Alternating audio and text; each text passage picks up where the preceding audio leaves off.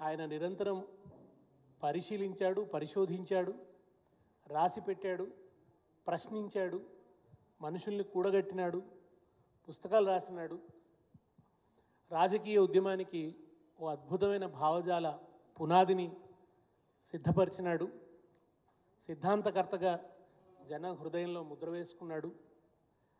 తెలంగాణ రాష్ట్ర సమితికి ఆయన ఒక ఛత్రఛాయలాగా ఉన్నాడు. ఆయన ఛత్రఛాయలో ఉద్యమించింది పార్టీ. కేసీఆర్ గారికి జయశంకర్ గారికి మధ్య ఉన్న అనుబంధం మనందరికీ తెలిసిందే. రావు సాబ్ అని చాలా ప్రేమగా జయశంకర్ గారు పిలిచేది. సార్ అని జయశంకర్ గారిని చాలా ఆత్మీయంగా కేసీఆర్ గారు సంబోధించేది. ఆయన కుటుంబ సభ్యులందరూ కూడా, కేసీఆర్ గారి కుటుంబ సభ్యులందరూ కూడా జయశంకర్ గారిని చాలా ఒక ఎల్డర్లీ పర్సన్గా, ఒక గొప్ప గౌరవంతో చూసేది. ఆయన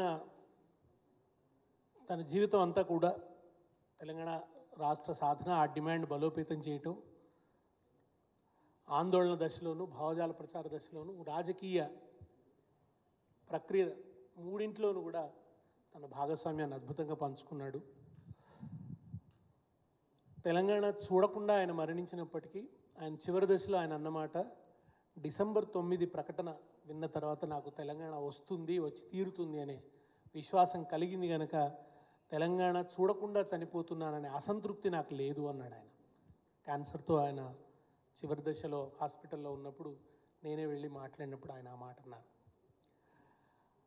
ఆయన కృషి ఫలితం, మనందరి కృషి ఫలితం తెలంగాణ సాధించుకున్న తెలంగాణలో ఆయన నిధులు, నీళ్లు, నియామకాలు అని ఉద్యమంలో ముఖ్యంగా 3 రంగాల్లో అన్యాయం జరిగింది. ఆ అన్యాయాన్ని సరిదిద్దవలసి ఉందని ఆయన ఏదైతే ఆశించాడో ఆ లక్ష్యాల పరిపూర్తి దశగా అద్భుతమైన ఫలితాల్ని మనం సాధించాం. అయితే ఇవాళ మళ్ళా మనం ఈ బిందువు దగ్గర నిలిచి జయశంకర్ గారి స్ఫూర్తిని ఎట్లా ముందుకు తీసుకోవాలి, ఆయన